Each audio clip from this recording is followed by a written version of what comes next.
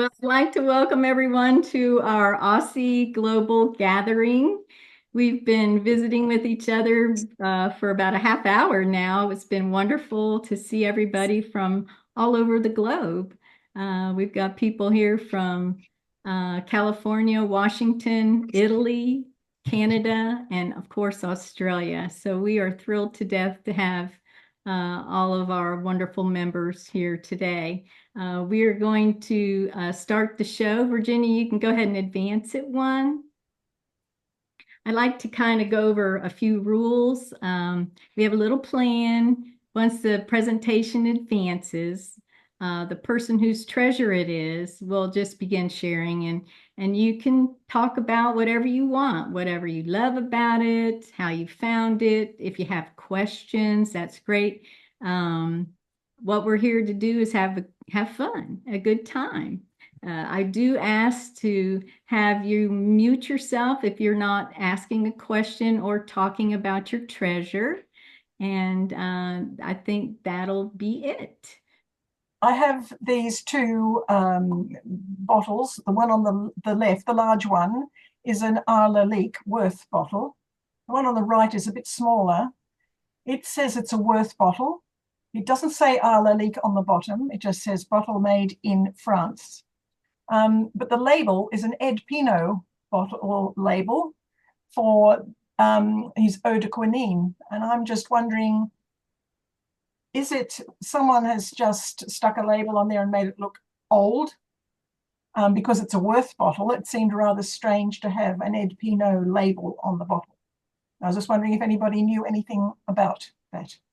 Hey, back in the 1980s, some of the department stores made duplicate bottles, and they sold them. And what they did, put "made in France" on the bottom, and the Worth bottles. One of the pubs, remember which pub store was from? One of the department stores in London did this, and they made the circular round bottle with the W on it, and some of the other stores also made duplicate copies to make them look like they were old. Uh-huh. We bought several of the W bottles back in the mid '80s from the department store. I hope that helps you some. Okay, thank you. There we go. This is a small perfume bottle we found recently in England, and it has a Stanhope lens just there above the hinge of the lid. When you look through there, you can see sketches of special sites in a seaside port in Yorkshire. I think it's called, what was it called? Hornsey. Hornsey. So if you hold it up to the light and you look through that little lens, you can see sketches of a couple of the churches and the town hall, etc. It was just used as a souvenir bottle for people around the late 1800s to the early 1900s. Yes. I just put it on there for some interest. It's very, very unusual. The design of the Stanhope lens was made back in the 1700s by a British aristocrat.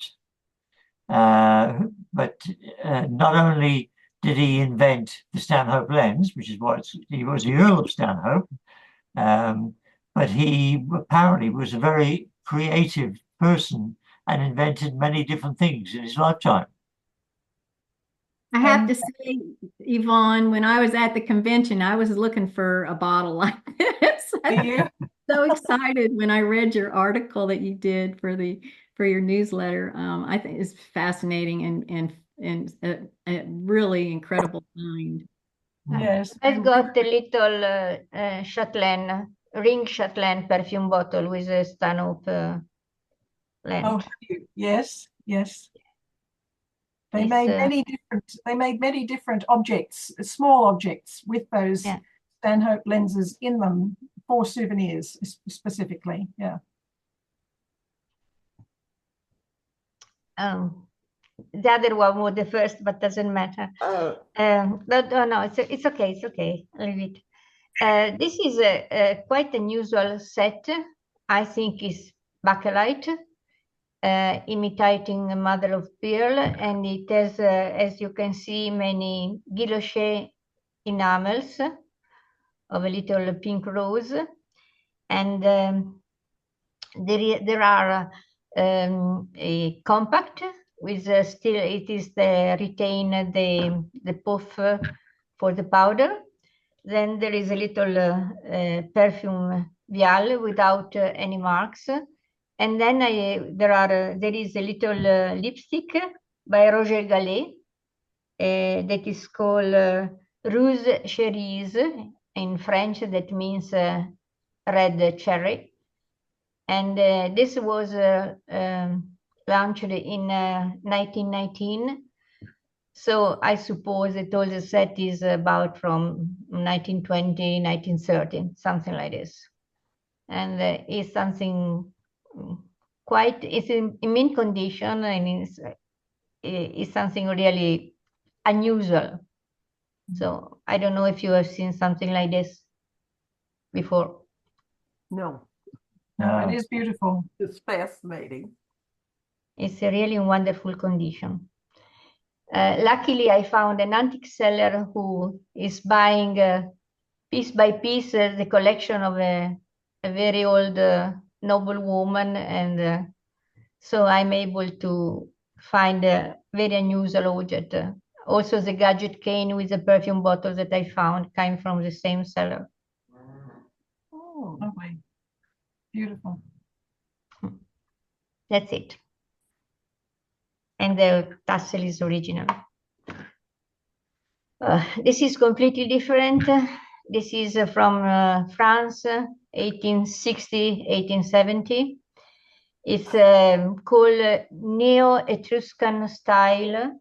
The Etruscan were people that inhabited Tuscany before the Roman. They come probably from Middle Eastern.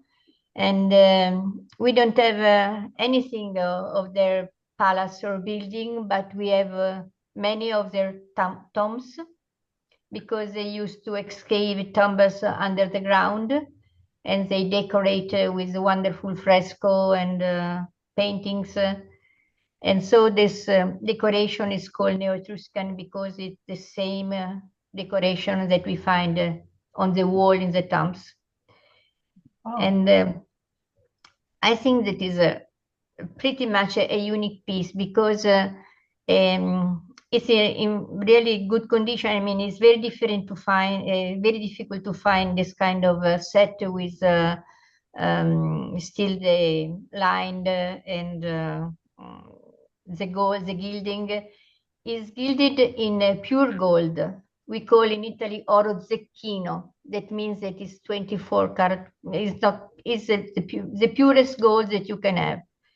And then you have the enamel all around, and the little feet are made with griffin that with the wings support the casket. And you know, it's something that I really love in my collection. Would have been beautiful with before the lining faded with the blue of it. Yes, it's supposed to be blue. Now it's a bit blue, a bit yellow, but you can see it's still. I mean, beautiful color.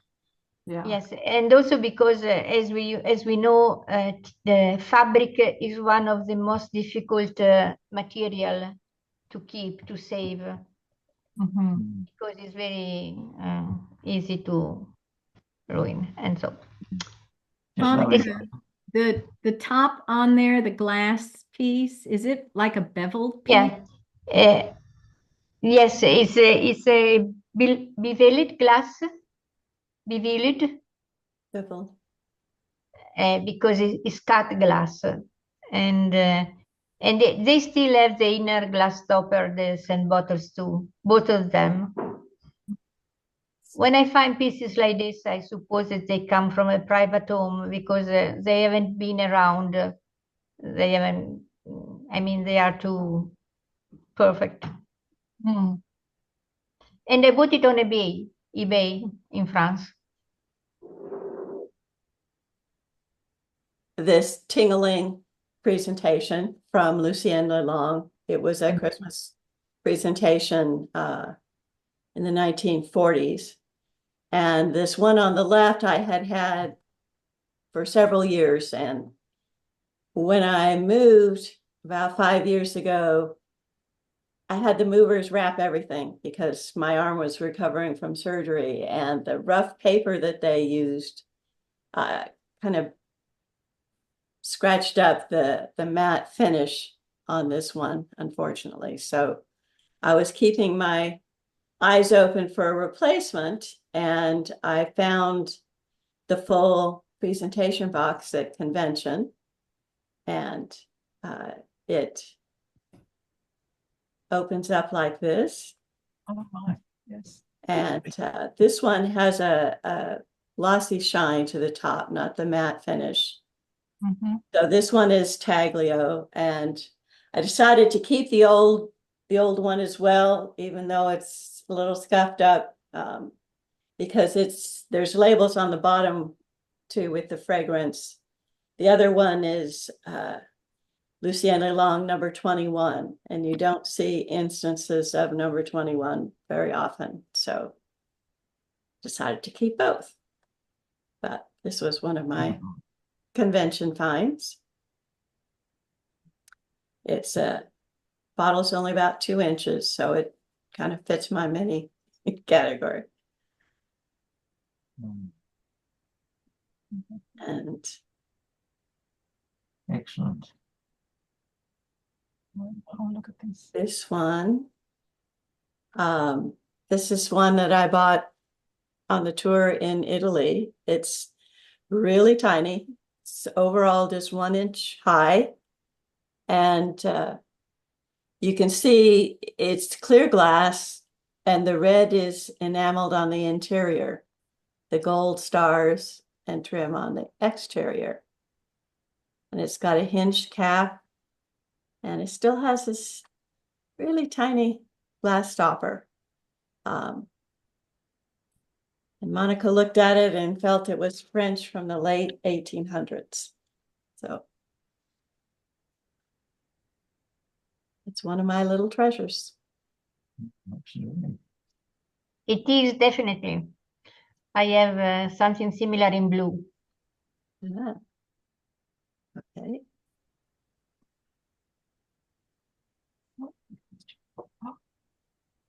Ooh. This is something that I acquired about 6 months ago, I guess. It's just absolutely beautiful. It's a 40-year commemorative presentation for Givenchy perfumes. As you can see, it is organza.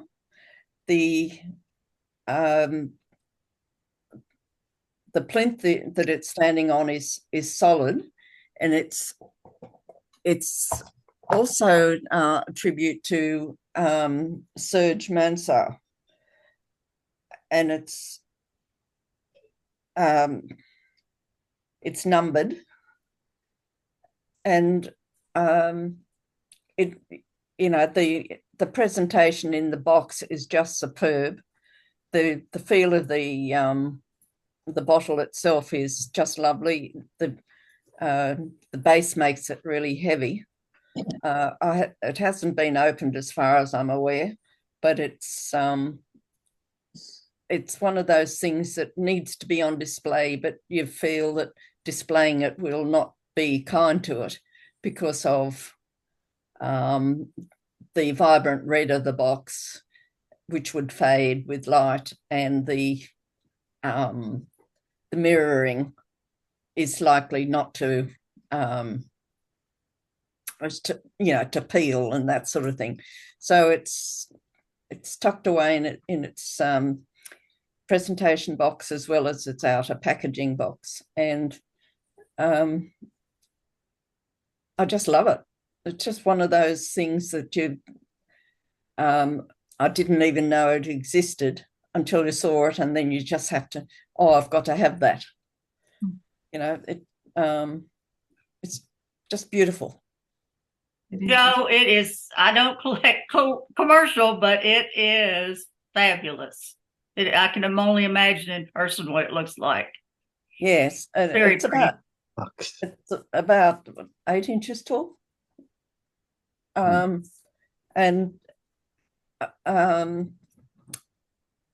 it's just got that beautiful elegance of the advertising when organza first came out. There were always just these very svelte models that were just the epitome of elegance. You know, it was really beautifully presented when it was released. Not so many of the commercial presentations are just very modern, crude sort of, and I don't mean crude as in rude, just uncultured sort of advertising. But this is just beautiful. Did you know who designed the? Serge Mansell. What year was it? 97. 1997. Okay. This is a very new bottle in my collection. As a matter of fact, just last week I received this. A little bit now that I won't.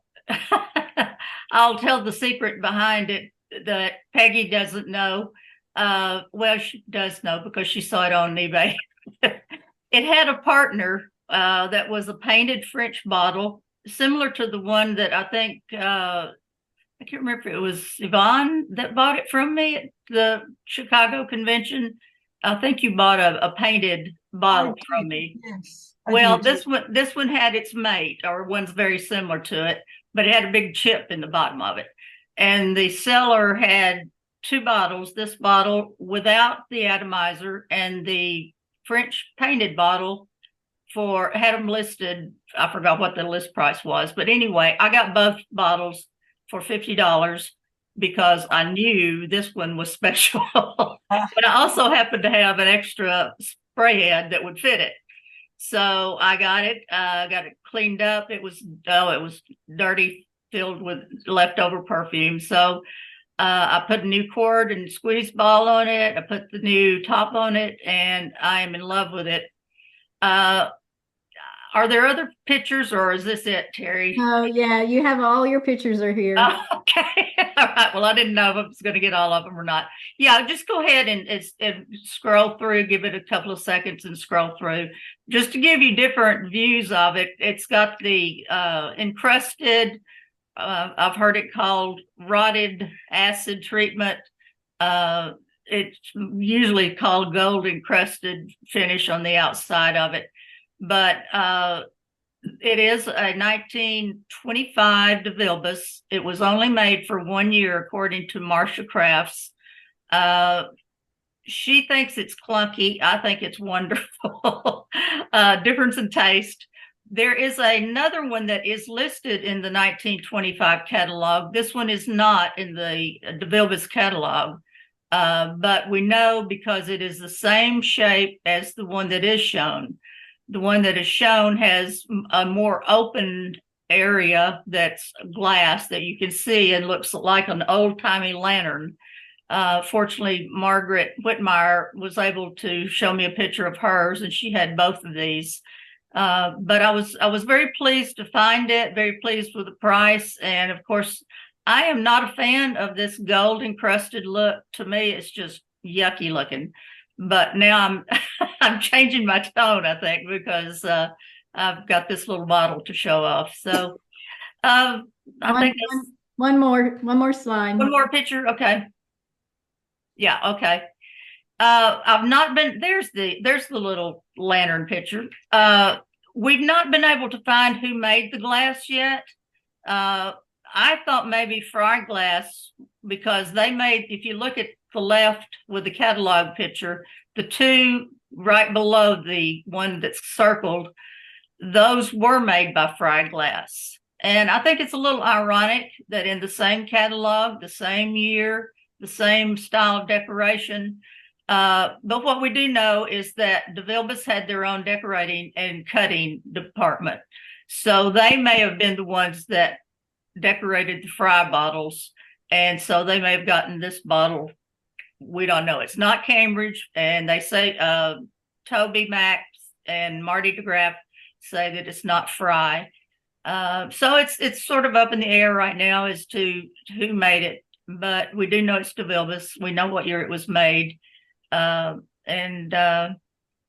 It's I guess part of my sentence was chopped off at the bottom. But anyway, I think that's all there is about that bottle. I just happened to luck into that little deal.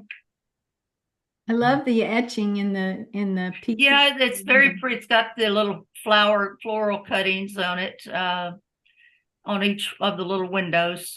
I can only imagine what the lantern one looks like if it was full of perfume. Don't you know that would glow? That would. Oh, and one more thing.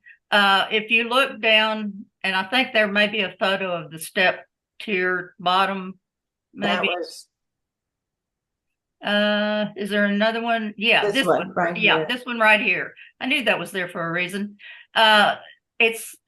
This is unusual for people that know about how glass is made. If you don't, then it's totally boring to you. But there are 3 layers of glass. The number 1 is the foot from the first bottle making. Then the number 2 is like a little disc of glass right below that. And then number 3 is the base or the foot, which is the clear. In my case, it's the clear round disc. So it's a lot of work that went into this bottle. And Marcia, even made that statement because she thinks it's clunky looking. She said she couldn't believe that it was on the high level of an L series, as they call them. But anyway, it's mine and I love it. Lovely. It is beautiful. Thank you. I think that's all. I love the catalog photo. Well, I probably am taking some liberties of sharing those, but I have the book that Marcia compiled, and so it's not a secret.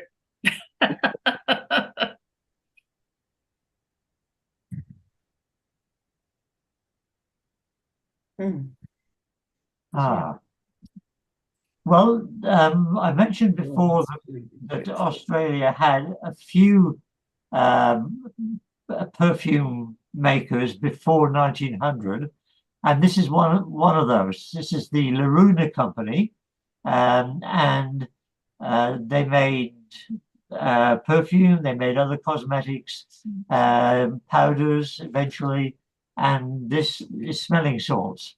And I thought this particular bottle was really nice for the age because it is unopened, and as far as we can find out, is early 1900s. The company itself ultimately was taken over by the man who was the company secretary of Loruna, and he created his own company called J.H. Simpson. And that's what we're going to look at next.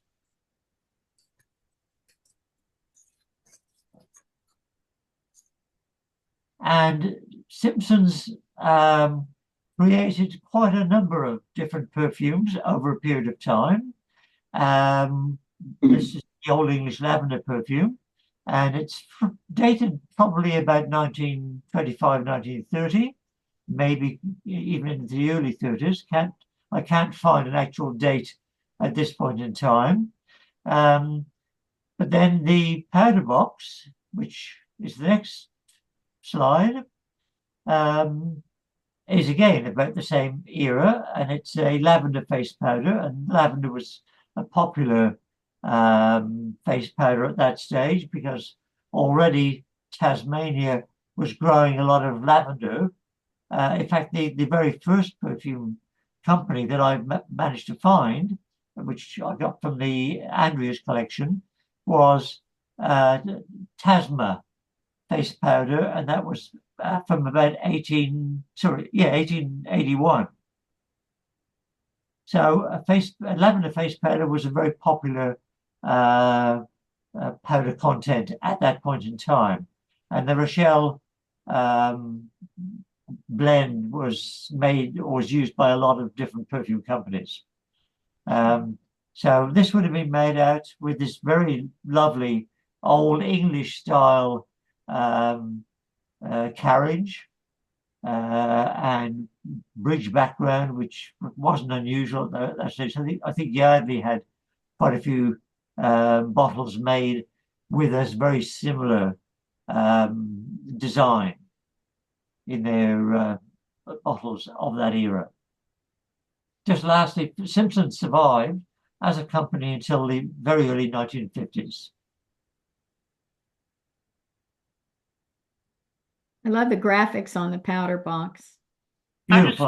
I just started to say that I really like the labels and the face of that. That's pretty. This is an Australian company. Are they still in business?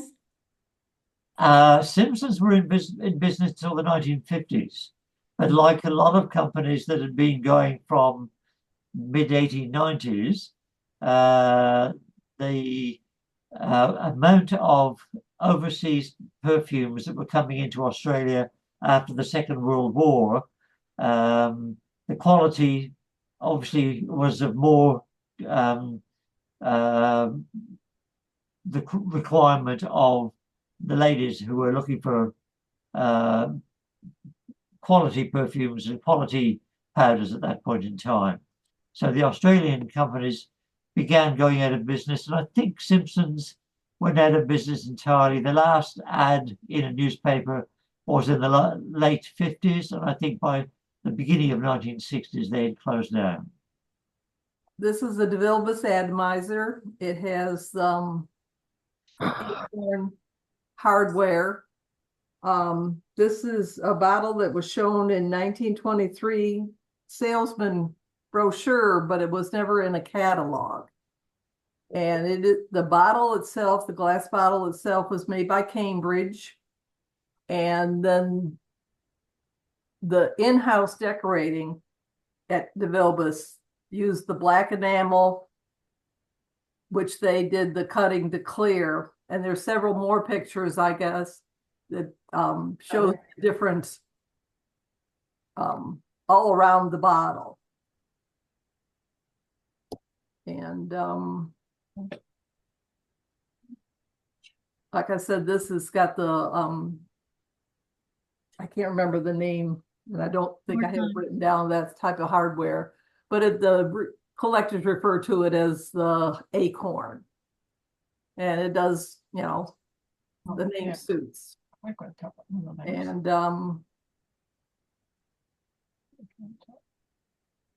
the next one, let's see which one comes up next. Okay, this is I think you pronounce it azurite is the color, the blue. And this bottle was also made by Cambridge. It's shown in the 1923-24 catalog. This had several different acorns on top. This one happens to have the black glass acorn. Most of them have the gold plated one like you saw in the last bottle. And That's the first one I've seen with the black acorn. That's pretty. Yeah. This one has a kind of a cute story. The bottle was listed on eBay. And her title was Vintage Perfume Bottles Colorful Lot. That was her whole listing, her whole title. And so I got it. No, it wasn't a deal, but for this bottle, it was a deal. I ended up getting the bottle with shipping and tax for $183. And it came along with 5 Czechoslovakian bottles that had the Marcel Franck And I think I've sold 4 of those to Sherry Hopper at the conventions that have more than paid for this whole lot. So I consider this one of my free bottles. But the cutting on it is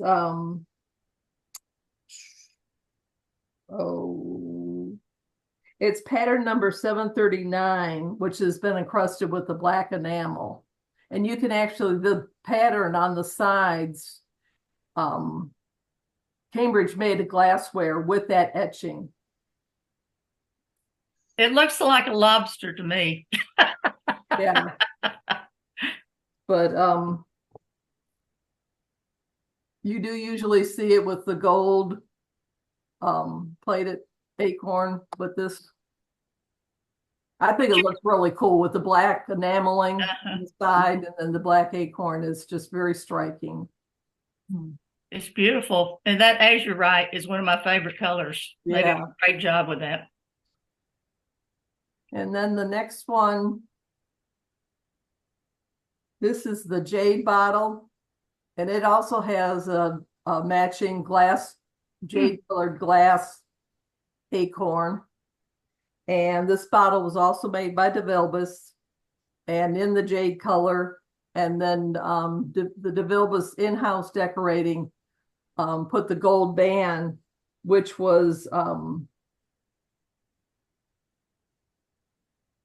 it's a Cambridge pattern, and I forgot to write that down.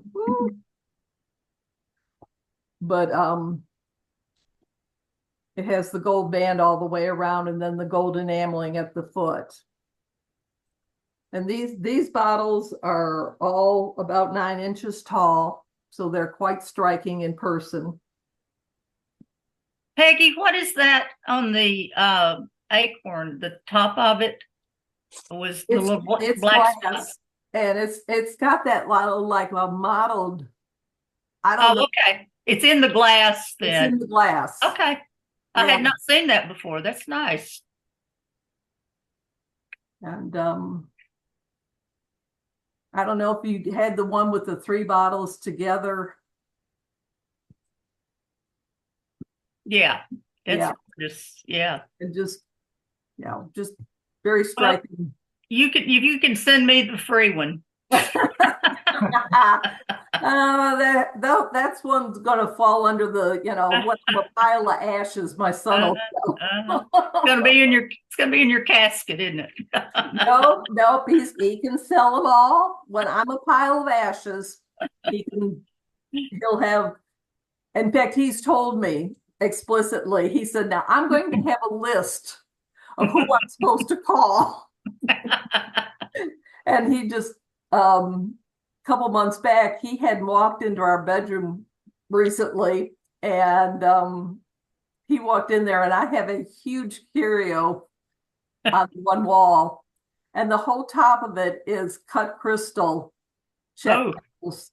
And then on the bottom are some more of my DeVilbiss bottles. And he just kind of stood there and just went, you gotta be kidding me, because he thought it was just the one in the living room and the one in here in the office. I was like, no, they're everywhere. Yeah, I gave my husband the name of a auction house. So yeah, I told him, I said, some of them are gonna, some of the higher end bottles, I said, you're gonna have to take elsewhere because there's nowhere in town here that could handle something like this. They don't do the online. Yeah. And but gorgeous. I love them. Oh,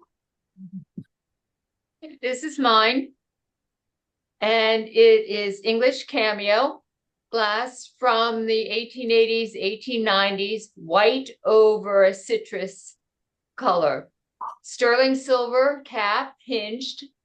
It is hallmarked. I cannot read the date or the city. However, it is hallmarked HS, which I know from the box that it came in, a nice fitted box, that it is Howell and James Limited. for goldsmiths and silversmiths to the Queen, the Prince and Princess of Wales, with an address of 579 Regent Street. Beautiful, isn't it?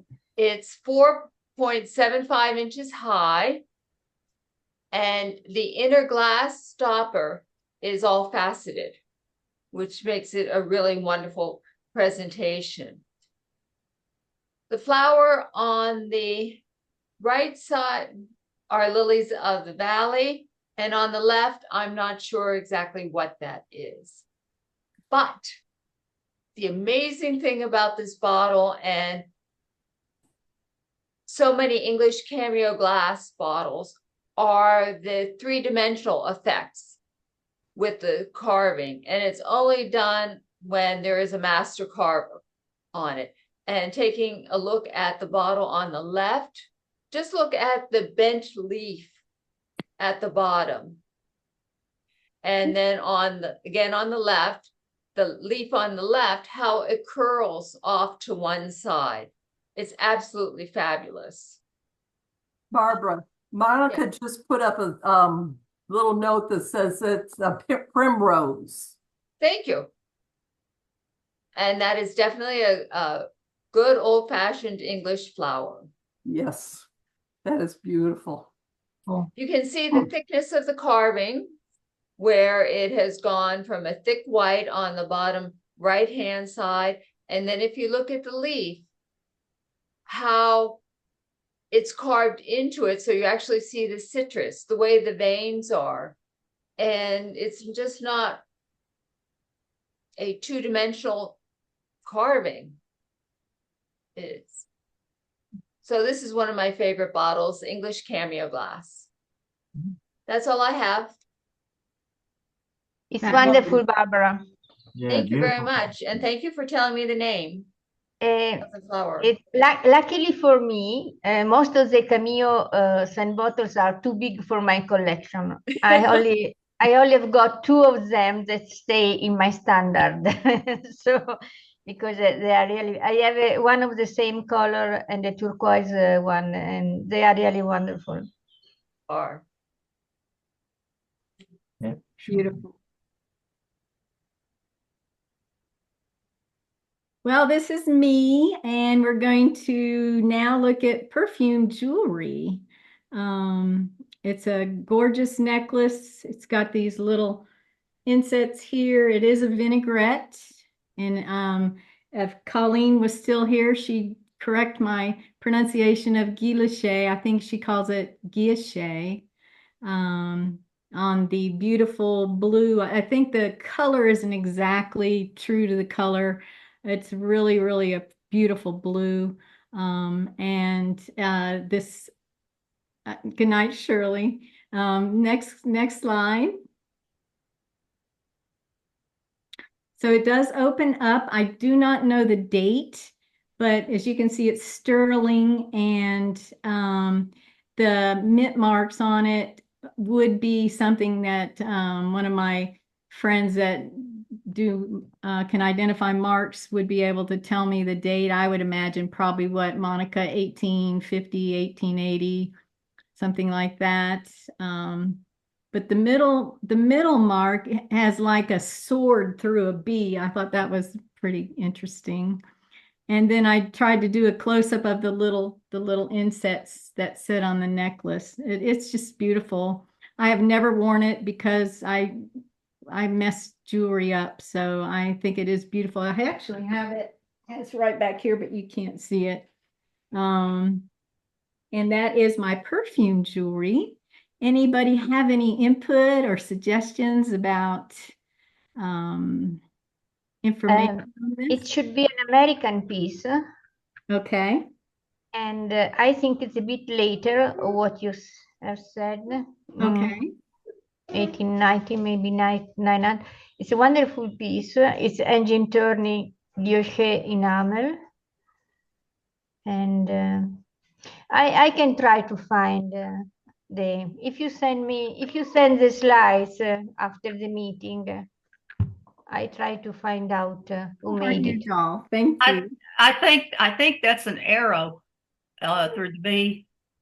You think it's an arrow? It looks like it's got a hilt on it if you look Oh, at okay. Well, I can't see it very well. yeah. LB. In a B through a B. It does Yeah. look like a B to me. I don't know if CU means it is enamel on copper, Okay. because U is a symbol for copper. Okay. Anyway, I Sweet. have something like this. If it's wearing on the links there. Well, thank you for your help with that. Wonderful. Next line. So this is one of my favorite perfume bottles. Que bella. I couldn't help hit the button one more time. Virginia. It's a het transfigural kangaroo, 1924. And I just love him. I think the color on the left hand, the side color is actually more true to his color. But when I took his face the other day, this is the color it came out to. Virginia, hit the button one more time. Oh, sorry. And I bought it at the auction during the virtual convention, and I was thrilled to get it. And that is the auction picture there. I just wanted to share that with you. And I thought it was apropos for an Aussie global gathering. This is a 1950 ad from Bonwit Teller out of New York City, and it was for some great novelty Christmas items from Elizabeth Arden. And there's Santa in the box you can see on the left. There is a candle that has the little perfumaire here, and here's Santa's boot that has some flower mist here.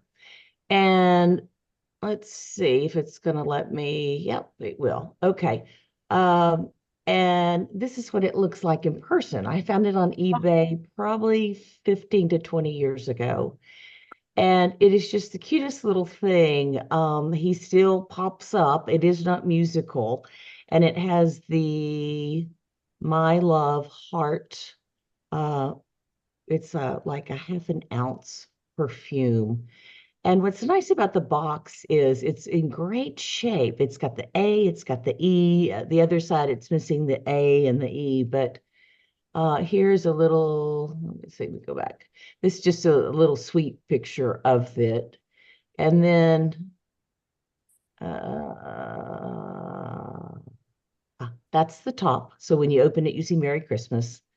And then on the bottom, it tells you that it's Elizabeth Arden from New York. But the reason I brought it up tonight is because when I got it, there was a bit of history with it. And you can see here, it says, Mr. David Sloan Allen was a wealthy American engineer who lived in Manhattan in the 1940s. It is said he designed many of the well-known buildings in New York. He was a serious collector of French antique furniture and unusual objects.